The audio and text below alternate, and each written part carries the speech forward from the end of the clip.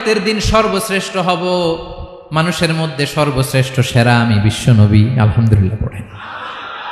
বিশ্বনবী বলেন সেদিনটা বড্ড ভয়ঙ্কর।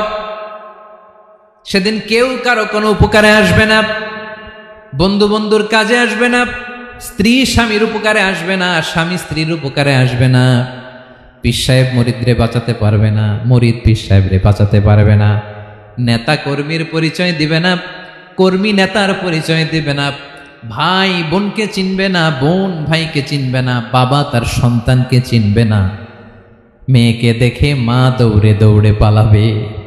বড্ড ভয়ঙ্কর দিন। বিশ্বনবী বলবেন জমিনটা এখনকার মতো থাকবে না, পুরো জমিনটা সমান হয়ে যাবে, ফ্ল্যাট। এখন তো গোল, তখন ফ্ল্যাট। সবাই এক জমিনের উপরে দাঁড়াবে, সূর্যটা মাথার কাছে চলে আসবে, সূর্যের গরমে মানুষের মাথার মগজ গলে গলে কানের ছিদ্র নাকের ছিদ্র দিয়ে বেয়ে বেয়ে পড়বে।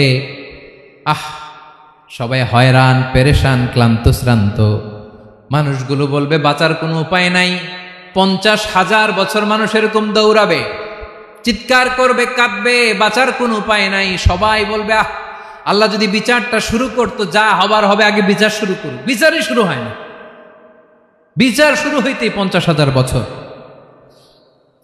আল্লাহ, 50,000 বছর, 5,000, 15,000 না, 50,000 বছর এরকম যাবে।